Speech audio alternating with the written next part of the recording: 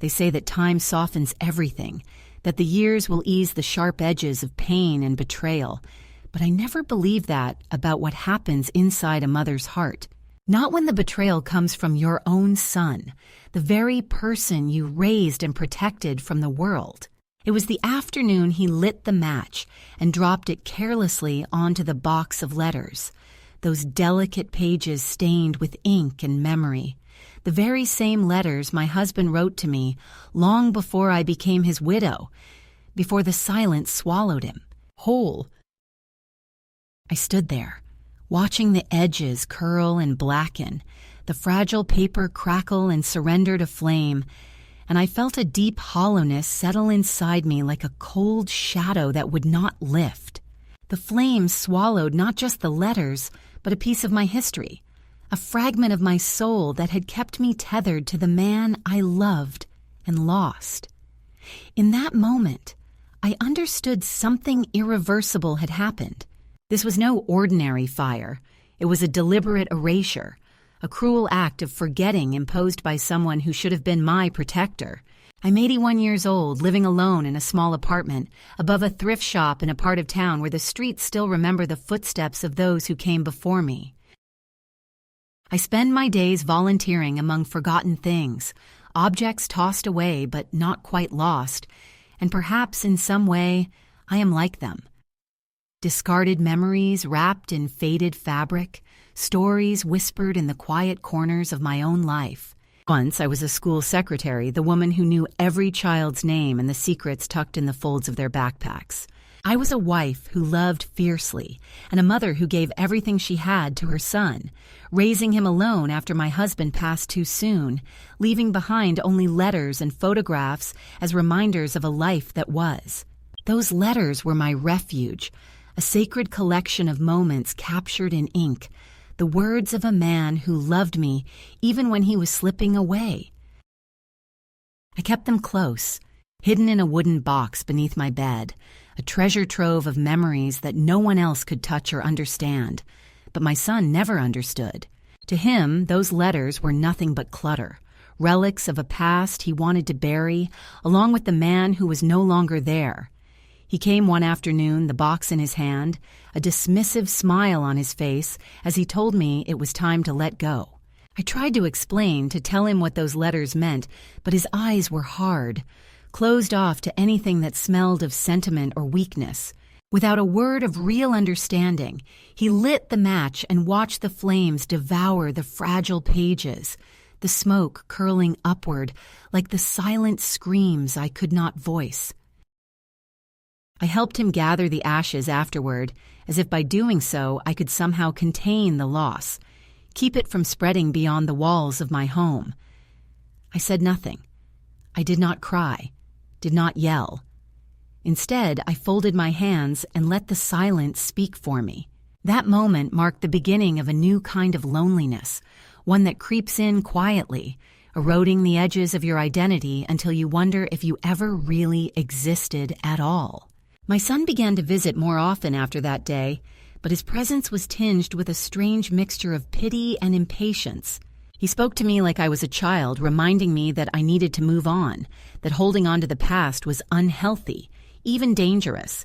He suggested I sell my things, downsize, consider assisted living. The routines that had once given my days meaning, reading the letters, sorting photographs, tending to the little garden by the window, were now labeled eccentric and odd.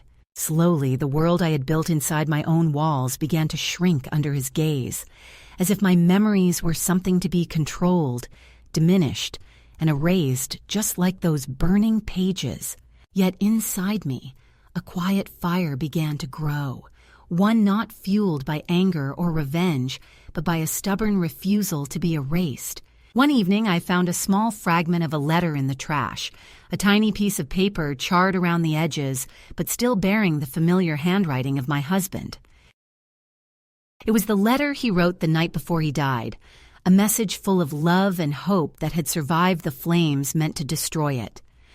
I gathered that scrap carefully and took it to my writing desk. Over the next several days, I began to write again, pouring out the memories that had been stolen from me, handwriting every word with care and reverence. This act of creation was my first defiance, a way of reclaiming a history that my son sought to deny.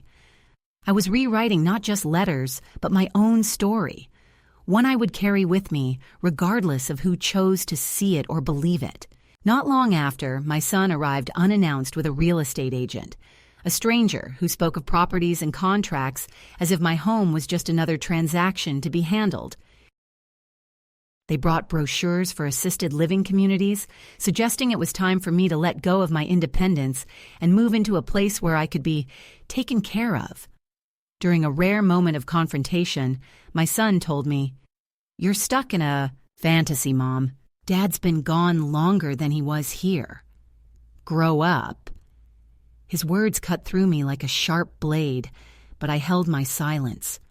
I knew then that whatever I said or did would not change how he saw me. So I stayed quiet, and inside, I began to prepare for an act that would be both an end and a beginning. One afternoon, when he was out of the house, I took a small tin from the back of my closet, the one where I kept photographs of my son as a baby. His tiny hands curled into fists, his first smile, his Halloween costume that I had lovingly sewn. I carried that tin outside and built a small fire in the backyard, carefully placing each photograph in the flames. As the pictures curled and blackened, I felt a strange calm wash over me. This was not a gesture of hatred or bitterness, but a way of reclaiming my memories on my own terms. If memory could be a weapon, then I chose what to keep and what to let go. The ashes scattered in the wind, and with them went the weight of a past I no longer needed to carry alone. Now I spend my days volunteering at the thrift shop beneath my apartment, surrounded by forgotten things waiting for new stories. I have made a friend, a young widow whose resilience reminds me of my own. I keep one photograph close, the one where my husband holds our baby son in his arms, both of them smiling with the innocence of a love unbroken by time. I do not burn the past anymore. I keep it like a quiet ember in my heart, a light that guides me forward without blinding me with pain. I have learned that love should not come with edits or conditions, and I refuse to be redacted from my own story. This is who I am now. A woman who has lived through loss, betrayal, and the slow unraveling of what she once knew. A woman who, despite the attempts to erase her, still stands, still remembers, and still chooses herself every single day. The day my son burned those letters was the day I realized how little I truly belonged to the life I had spent decades nurturing. It was a slow, steady unraveling disguised as a simple afternoon visit, one that began like any other but ended with a quiet violence that no one else noticed. He came over that day with a box in his hand, one I had seen countless times before, a weathered cardboard container taped shut and hidden beneath a stack of old books on the top shelf of my closet. That box was sacred to me, a vessel of my past filled with letters from my late husband, carefully kept through the years like fragile relics that only I understood the value of. When he brought the box down and set it on the kitchen table, I felt a strange shiver ripple through me, a silent warning I was too afraid to acknowledge. He didn't ask permission or explain what he intended to do. Instead, with a casual, almost indifferent tone, he told me that it was time to get rid of those old things, that I should stop clinging to shadows and memories that only held me back. His words were sharp but wrapped in a thin layer of concern, the kind that masks impatience and control. I tried to plead with him, to tell him that those letters were more than just paper, that they held the voice of a man I loved deeply, that they were my connection to a past that no one else could reclaim for me. But he cut me off with a tired sigh, eyes rolling in a way that made me feel small and foolish. "Mom, they're just letters," he said. "Sentimental clutter you don't need anymore." I remember the way he lit the match, fingers steady and unhesitating, and brought the flame to the corner of the box. The smell of burning paper filled the kitchen, sharp and acrid, mixing with the scent of old coffee and dust that always lingered in my home. I watched, frozen, as the fire spread, licking the fragile edges of the letters, curling the ink pages into blackened, crumbling fragments. I wanted to reach out, to stop him, to save what was left, but my hands lay motionless in my lap. Instead, I breathed in the smoke and felt a deep ache settle inside me, a grief so profound it seemed to hollow out my chest. I felt like a ghost watching my own history disappear before my eyes, powerless to intervene. After the fire died down and the ashes cooled, he pushed the remains toward me and said simply, "There. It's over now. Time to move on." His voice was flat, lacking the warmth I once knew, and his eyes avoided mine as if ashamed or unwilling to face the damage he had done. I took the ashes carefully, feeling the weight of loss heavier than any physical object could be. In the silence that followed, I gathered what little was left and hid it away, like a secret too painful to share. No one else knew, no one else would understand, and so the box, once a treasure chest of love letters, became a tomb of memories burned and buried by the one person I had trusted most. That afternoon marked a turning point, not just in the way my son treated me, but in how I began to see myself. The letters had been more than just words on paper. They were a lifeline to my husband, a tether to the woman I once was before grief and loneliness claimed me. When that tether was cut, I felt unmoored, drifting in a sea of silence where no one seemed to notice my absence. My son's act was not an isolated incident, but the first clear step in a pattern of erasure that would come to define our relationship. He started to visit more often, but his visits were fraught with subtle jabs and thinly veiled criticisms. He spoke to me as if I were fragile and confused, offering help I hadn't asked for and advice I didn't want. The tenderness I had once hoped for turned cold and distant, replaced by a patronizing tone that made me feel like a child being managed rather than a mother being respected. He began to talk about downsizing and simplifying, words that sounded like polite euphemisms for pushing me out of my own home and life. He suggested I consider moving to a smaller apartment or even an assisted living facility, places where I could be safe and looked after. When I resisted, he grew frustrated, telling me I was stuck in the past and needed to face reality. It was as if my grief was a problem to be fixed, a condition to be cured, rather than a natural part of losing someone you loved. Every memory I held dear, every routine I clung to for comfort, was scrutinized and questioned. My late husband's name became a topic I was not supposed to bring up, a shadow to be avoided in conversation. The more he tried to control the narrative of my life, the more isolated I felt. My home, once filled with photographs and mementos of a shared life, began to feel like a museum curated by someone else. Things were rearranged without my consent, boxes labeled and stored away as if to hide my history. The tenderness I had once nurtured inside these walls was replaced by a sterile silence, punctuated only by the sound of my son's footsteps as he came and went, always with that look of mild impatience. It was a slow, invisible violence, the kind that seeps into your bones until you question your own sense of belonging. Yet, even as the world around me seemed to shrink, a small flame of defiance flickered inside. The night after the letters were burned, I found myself sitting alone in the dark, the ash still clinging to my fingers and the scent of smoke lingering in the air. I could still see the words my husband had written, his voice echoing in my mind with warmth and love. The memory of that night compelled me to take up a pen and paper, to write down what I still remembered from those letters before they vanished completely. Writing became my sanctuary, a quiet rebellion against the erasure my son sought to impose. With each word, I reclaimed a piece of myself, refusing to let the past be rewritten by anyone else. The fire in my backyard came weeks later, after my son brought over a real estate agent without warning, talking about next steps and future planning as if my life were a business to be sold off.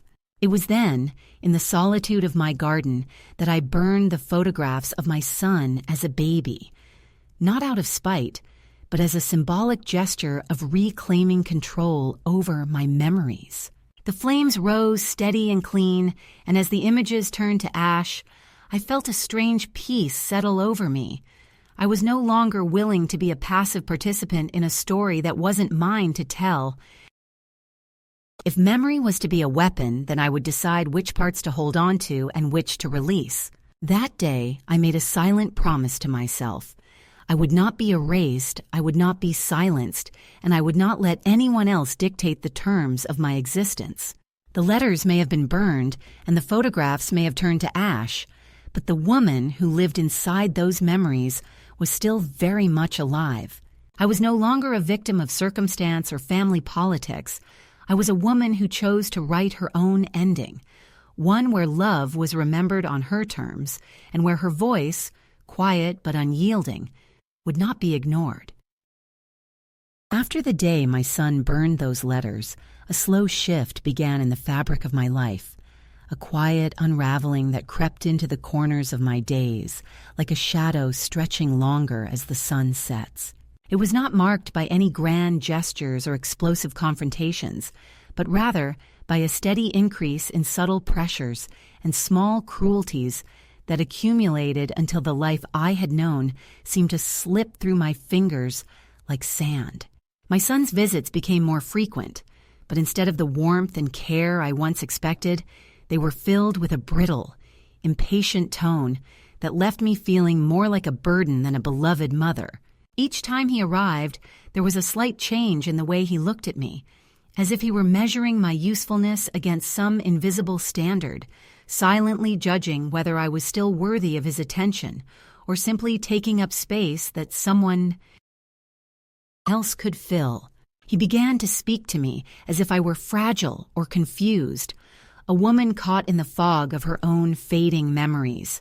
His words were always carefully chosen, polite, but edged with a condescension I could not ignore.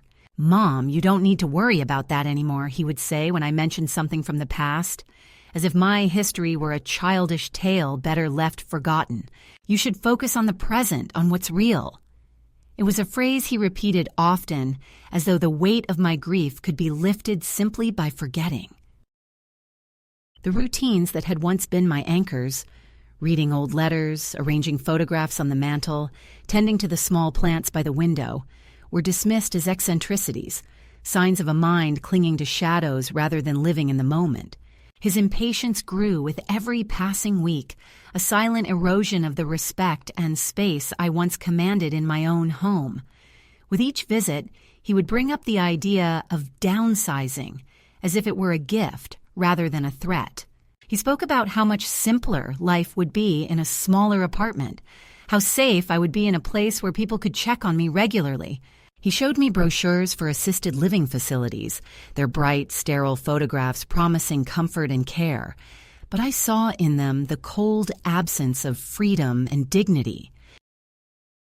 When I resisted, he grew frustrated, telling me that I was holding on to the past and needed to accept that change was inevitable. "You're not the same woman you were 50 years ago," he said once, his voice low but firm, "and you can't live in a memory forever." It was as if the woman who had carried him, who had sacrificed and loved without measure, was no longer the woman he wanted to see. I felt myself becoming a problem to be solved rather than a mother to be cherished. The house itself seemed to reflect the growing distance between us.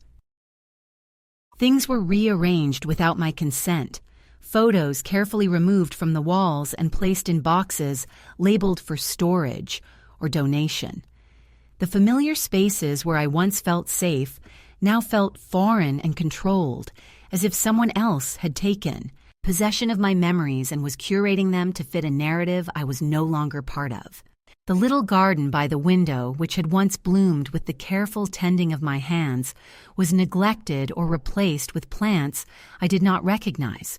The rhythm of my days, once punctuated by small rituals of remembrance and care, was disrupted by interruptions and suggestions that I was out of step with the world around me.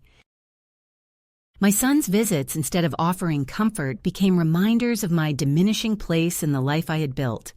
The emotional weight of this slow erosion was heavy and exhausting. I found myself retreating further into silence, speaking less and less about the past that had been so violently taken from me. The loneliness that settled in was not the quiet solitude I had sometimes cherished, but a cold isolation, a feeling of being unseen and unheard, even in the presence of those who shared my blood. I noticed how I stopped inviting friends over, how I declined phone calls, and how the walls around me seemed to grow higher with each passing day. The grief that had once been a private wound now felt like a barrier between me and the world, and I was left wondering if I would ever find a way back to the woman I used to be. Yet, in the midst of this growing silence and loss, there was a small, stubborn ember of resilience that refused to be extinguished. I began to observe the subtle ways in which my son's words and actions sought to control not just my surroundings, but the very way I thought and felt. It was as if he wanted to rewrite my story, to replace my memories with a sanitized version that fit his comfort. But memory is not something that can be so easily rewritten. I clung to the fragments that remained, the smell of old paper, the feel of a photograph's worn edges, the echo of a voice long gone but never forgotten. These were my anchors in a sea of uncertainty. The first true act of resistance was quiet and almost unnoticed. One morning, after my son had left, I found myself sitting at the kitchen table staring at the empty space where the box of letters had once been. The silence around me was thick and heavy, but in that stillness, I made a decision. I would not let the past be erased. I would find a way to keep it alive, not just in paper and photographs, but in my own mind and heart. I took out a notebook and a pen and began to write, slowly at first, hesitantly, recalling the words from the letters I had lost. With each sentence, the woman inside me grew stronger, more certain. Writing became my refuge, my way of reclaiming what had been taken and holding on to the truth of my own story. As the weeks went by, I noticed a subtle shift in myself. The small acts of resistance grew into a quiet assertion of my autonomy. I rearranged a few things back to where they had been, refused to let my son's suggestions dictate my days, and began to nurture the garden again, despite the discouragement I received. I found solace in the memories I could still summon, the ones no fire could destroy. The pain of loss remained, but it was no longer the only thing that defined me. I was more than grief and rejection. I was a woman who had lived fully and loved deeply, and I was not done yet. The tension between us remained, thick and unspoken, but I no longer felt powerless. I'd begun to reclaim my life in the quiet spaces between his visits, in the moments when I chose to remember and to hope. The road ahead was uncertain, and the battle for my dignity far from over, but for the first time in a long while, I felt the stirrings of something new, a life not dictated by loss, but shaped by my own will to endure and to heal. The first escalation had taken its toll, but it had also awakened a strength I did not know I possessed. I was ready to walk through the fire and come out the other side, not broken, but whole. The moment when everything began to change did not arrive with a grand revelation or a sudden confrontation, but in a quiet, almost imperceptible way that caught me unprepared, even as it stirred a small, fierce light within me. It was one of those ordinary afternoons, the kind that slip by unnoticed, except for the weight they carry in the silence that follows. I had been sitting at my small writing desk, the same one I used to keep my husband's letters, now scattered and lost, and I found myself holding a fragile scrap of paper I had rescued from the ashes, the last remaining piece of a letter my husband wrote the night before he passed away. The edges were charred and brittle, but the words, though faded, still whispered to me across the years. As I traced the familiar loops of his handwriting with trembling fingers, something inside me shifted. It was not grief or despair, but a quiet resolve, a determination to hold on to the fragments of my past no matter what the world around me tried to erase. That day, I began to write, not letters, but memories. I wrote down everything I could remember from the pages that were gone, the way his handwriting slanted slightly to the right, the phrases he used to describe the morning light, the little jokes hidden between the lines. Writing became my act of resistance, a way to reclaim the story that had been nearly stolen from me. Each sentence was a small victory, each page a testament to the life we had shared and the love that still lived inside me. I wrote slowly and carefully, sometimes pausing to remember a detail or to catch the tear that blurred the ink.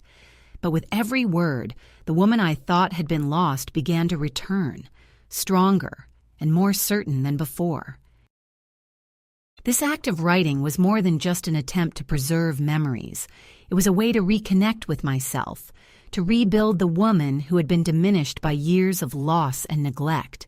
The simple act of putting pen to paper reminded me that I still had a voice, that my story mattered, and that I could still shape the narrative of my own life.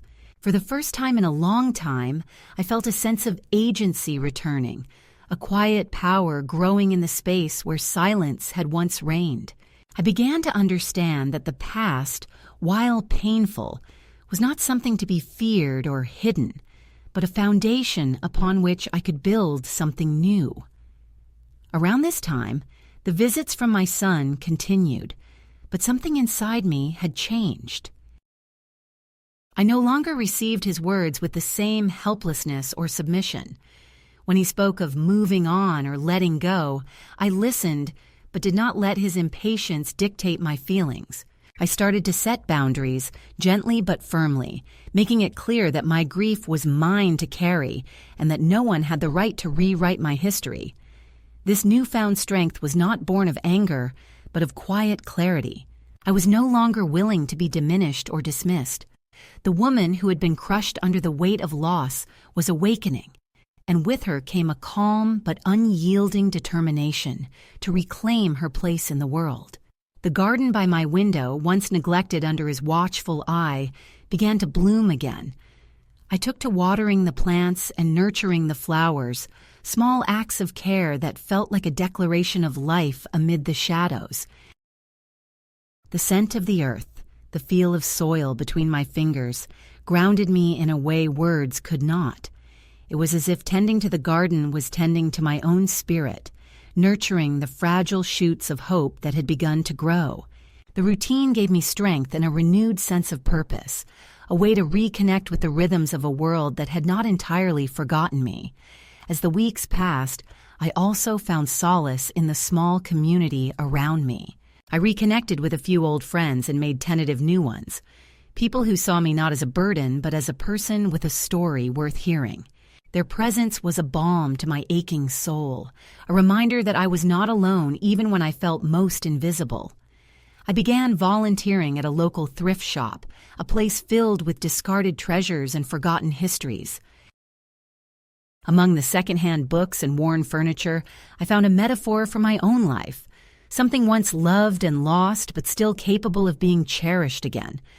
The work gave me a sense of belonging and usefulness that had long been absent. It was a step toward rebuilding not just a life, but a self. This slow rebuilding was not without its challenges. The tension with my son remained, a quiet but persistent undercurrent in my days. He still brought up the idea of assisted living and downsizing, and the conversations about the future were often strained and uncomfortable. Yet even in those moments, I felt less afraid and more prepared. The act of writing, the tending of my garden, the connections I nurtured, these became the foundation of my resistance. I was no longer waiting for permission or validation. I was taking back the narrative piece by piece, word by word. One evening, as I sat by the window watching the last light fade from the sky, I realized that this quiet shift was the beginning of a new chapter. I was not the same woman who had sat helplessly as her past went up in flames. I was someone who had faced the fire and chosen not to be consumed by it. The ashes of my memories had not destroyed me. They had cleared the ground for something new to grow. And though the road ahead was uncertain, I was ready to walk it with my own feet, carrying the past not as a burden, but as a part of my strength. The slow, steady rebuilding of my life, fragile and tentative as it was, came under sharp challenge when the past crept back into my world in a way I could neither ignore nor avoid. After weeks of quiet defiance, of writing memories by hand and reclaiming small pieces of myself, I found the fragile peace I had begun to build threatened by the arrival of people and pressures I had long feared, but had hoped to keep at bay. It started subtly with a letter that arrived one gray morning slipped under my apartment door, its envelope thick and unfamiliar, bearing no return address. The handwriting was careful, deliberate, unmistakably my son's. Inside was a note asking me to meet, to talk about the future, and beneath it, a brochure for an assisted living facility that promised safety, community, and care. The words burned like a cold wind across my skin, a reminder that the past was not done with me yet. That same week, without warning, my son showed up at my door, not alone, but with a woman I had never met, someone who introduced herself as a real estate agent. Her smile was polite but clinical, as if she were appraising not just my apartment, but the woman who lived there. The air between us was thick with unspoken accusations and resentments that neither my son nor I dared to voice aloud. The agent spoke of selling the apartment, of finding a smaller, more manageable place for me, one better suited to my needs as an aging widow. The words felt like a siege, closing in around me, eroding the fragile walls of independence I had built so carefully. My son watched, his eyes sharp and calculating, as if trying to gauge my reaction, searching for the moment I might crumble.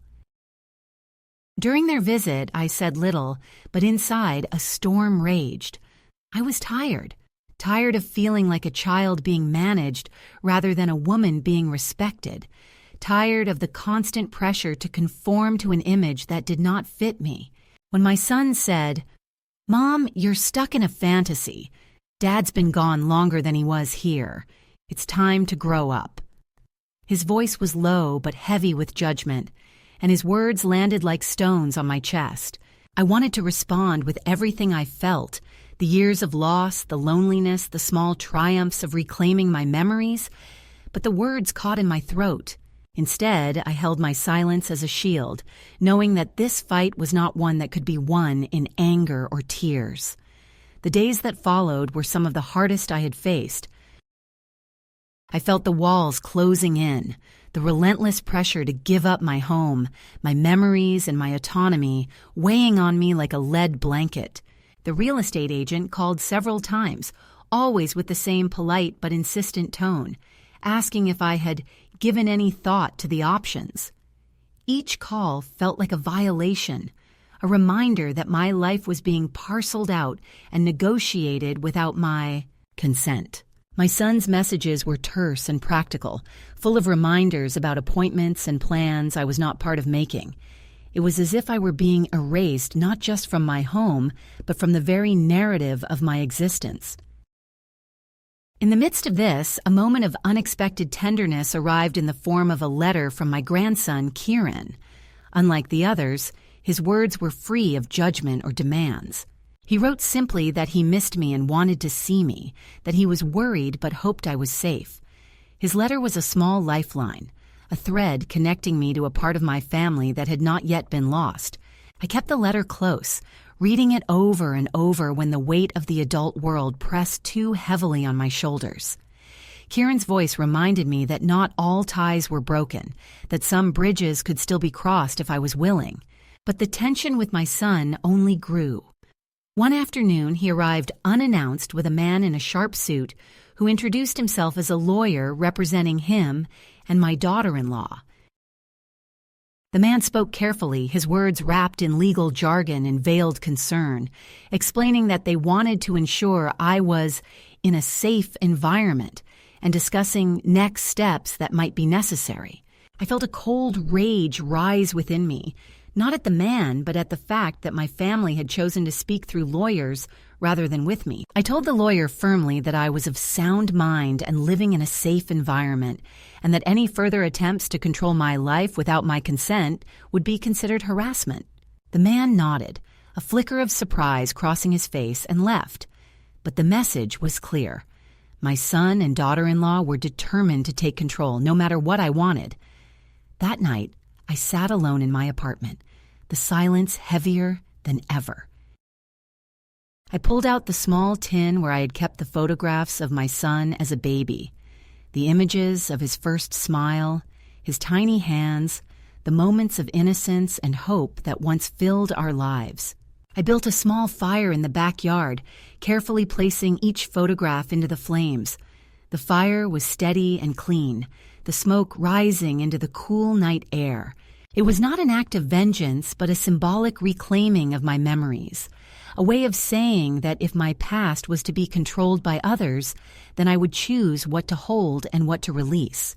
As the photographs curled and blackened, I felt a strange peace settle over me, a release from the weight of expectations and control. In the days that followed, my son's visits became less frequent, but the shadow of conflict remained.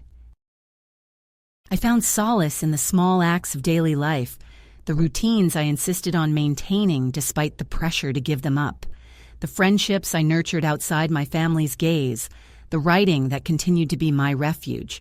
I realized that while the battle for my autonomy was far from over, I had taken a crucial step by standing my ground, by refusing to be silenced or erased. The fire I had lit in the backyard was a turning point, a declaration that my memories and my life were mine to shape and protect. Throughout this ordeal, I learned that resilience is not always loud or dramatic. Sometimes it is quiet and steadfast, a refusal to be broken by those who seek to diminish you. It is found in the small decisions to hold on to what matters, to speak when words are scarce, and to walk forward even when the path is uncertain. My son's attempts to control and diminish me were painful, but they also revealed a deeper truth, that I was stronger than I had believed, that my past, my memories, and my identity could not be taken from me unless I allowed it. This period of second escalation tested my resolve in ways I had never imagined. The legal threats, the social pressures, the emotional battles wore on me, but I faced them with a quiet determination born from years of surviving loss and loneliness. I knew that the road ahead would be difficult and that the fight for dignity and respect was ongoing. Yet I also knew that I was not alone and that the connections I had rekindled with friends and my grandson offered hope and strength. As the days turned into weeks, I began to envision a future where I could live on my own terms, where my memories were respected and my voice heard. The second escalation was not the end, but a crucible that refined my will and clarified what I was willing to fight for. I had set fire to the photographs, yes, but I had also ignited a fire within myself, a fire that would burn bright and steady, a light to guide me through whatever came next. The moment of culmination did not come as a sudden storm, but as a quiet, resolute act that echoed louder than any shout could have, a turning point that marked the boundary between what I had endured and what I was finally willing to accept. For years, I had lived in the shadows of other people's decisions, their plans for my life drawn without my consent, and their judgments weighing heavier than any grief I had carried alone. The burning of the letters and the photographs had been my way of reclaiming some small piece of myself, but the true climax came when I decided to sever the final ties that bound me to a family who had never truly seen me. It was a legal declaration, a carefully written letter sent to my son's lawyer, one that spoke not with anger or bitterness, but with the cold clarity of a woman who had found her voice at last. I informed them that I was of sound mind, living independently and without duress, and that any further attempts to control or contact me under the guise of concern would be considered harassment.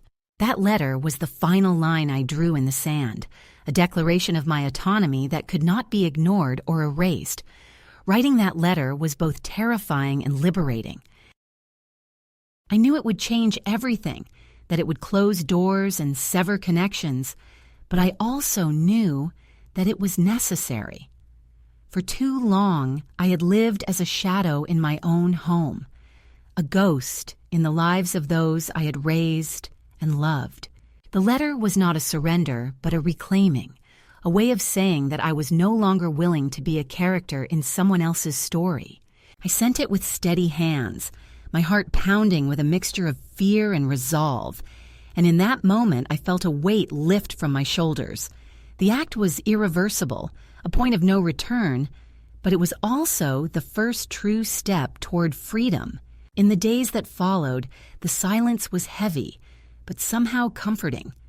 The phone no longer rang with demands or veiled threats. The visits stopped, replaced by an emptiness that was both painful and necessary. I found myself alone, truly alone, but it was a solitude I had chosen rather than one imposed upon me. I could fill the space with my own breath, my own memories, and my own quiet plans for the future. It was in this space that I began to truly rebuild, not from the rubble of loss, but from the foundation of my own strength and dignity. One afternoon, as I sat by the window of my small apartment watching the light shift and soften, I received a visit from my grandson, Kieran. Unlike the others, he came without judgment or expectation, carrying only the quiet presence of someone who simply wanted to be near.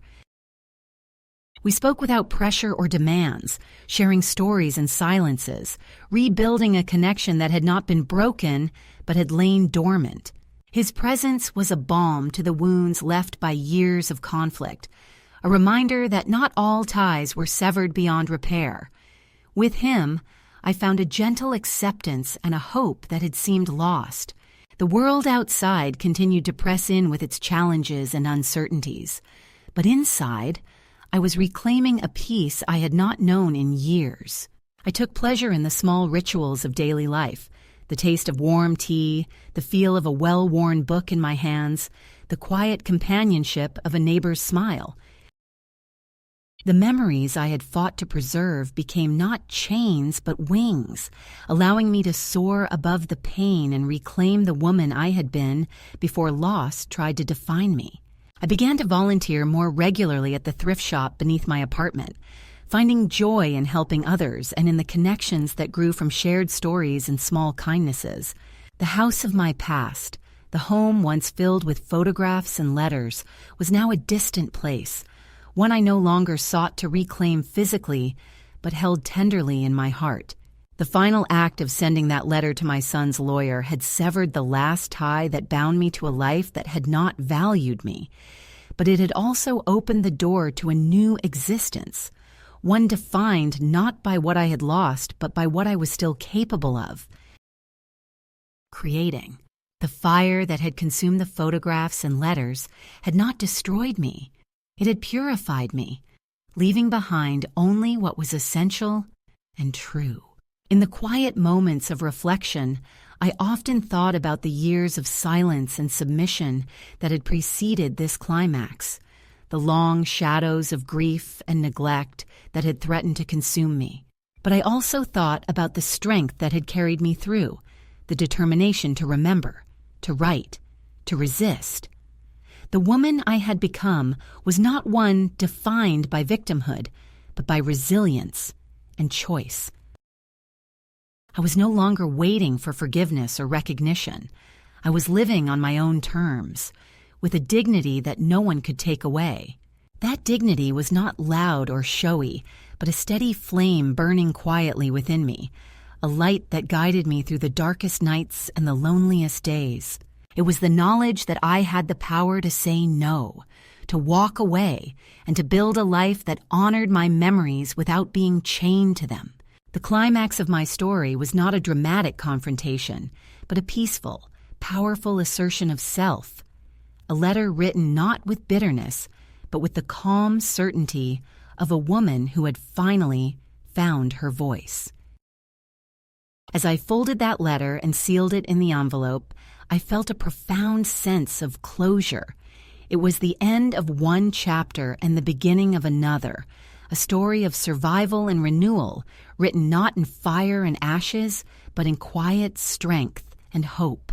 And though the road ahead remained uncertain, I knew that I would walk it with my head held high, carrying with me the lessons of the past and the promise of a future shaped by my own hand. The days following my final act of defiance were quieter than I expected, filled not with confrontation but with a slow unfolding of a life I had almost forgotten was possible. In the absence of the voices that once dictated my worth and shaped my existence, I found space to breathe, to reflect, and to begin the gentle work of healing. The silence was not empty, but full of the echoes of memories I had chosen to keep, the soft presence of a past that no longer bound me, but instead offered a foundation upon which I could stand.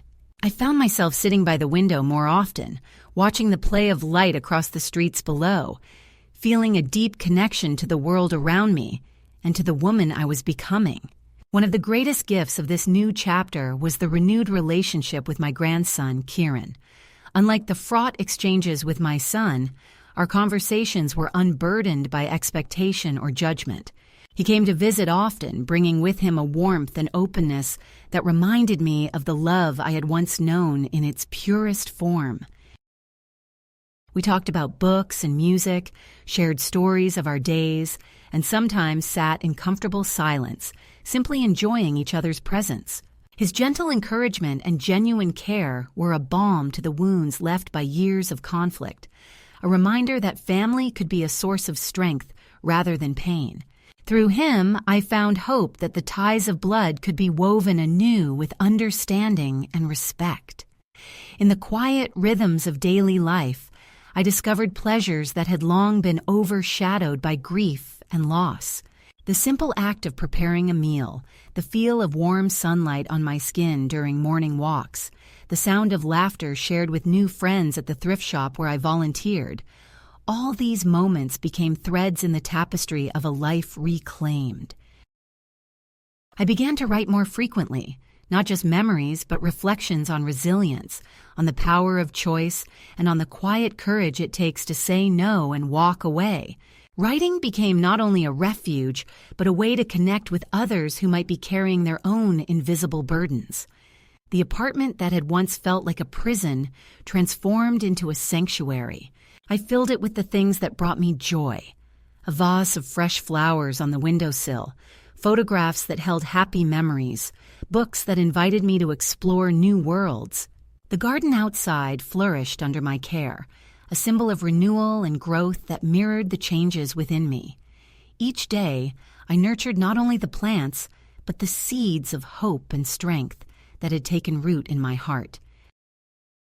The fire that had once consumed so much of my past had cleared the way for new life to emerge, fragile yet persistent. Though the past still visited me in quiet moments, the ache of loss, the sting of betrayal, I learned to hold it with compassion rather than pain. I forgave not because those who had hurt me deserved it, but because I needed to free myself from the chains of resentment. Forgiveness became a gift I gave to myself, a way to release the bitterness that threatened to consume my joy. I was no longer a prisoner of what had been done to me, but a woman who chose to live fully, to love freely, and to embrace the uncertain beauty of each new day. As the seasons changed, so too did my understanding of family and belonging. I realized that home was not merely a place or a collection of memories, but a state of being, a sense of peace and acceptance that I could carry with me wherever I went. The family I had known, with all its fractures and disappointments, was only one part of my story. I found new family in friends who saw me, in neighbors who offered kindness, and in the community that welcomed me without condition. These connections, built on respect and mutual care, nourished my spirit and reminded me that I was never truly alone. In quiet moments, I often reflected on the journey that had brought me here. The fires burned, the letters lost, the battles fought and won. I thought of the woman I had been, the woman I had become, and the woman I was still becoming. Each step forward was a testament to resilience, a declaration that life, even when scarred by loss, held the possibility of renewal and joy. I kept a small card on the inside of my dresser drawer, a letter to myself I had written one night. You waited so long for someone to save you. You forgot you were always the one holding the key. You didn't lose them, they let go. And you finally let go back. And look at the life that opened. Well done. Those words were a quiet anthem, a reminder that the greatest power lies in choosing yourself. This is my story now, a story not of surrender, but of survival, not of loss, but of liberation. I share it with the hope that it might reach someone who feels unseen, unheard, or forgotten. To you, I say this: your worth is not defined by others' acceptance or rejection. You hold the power to reclaim your life, to write your own story, and to live with dignity and grace. It is never too late to choose yourself, to walk away from what diminishes you, and to build something new from the ashes of the past. When you do, come back and tell me. I will be here, listening, ready to welcome you into the quiet strength of a life truly lived.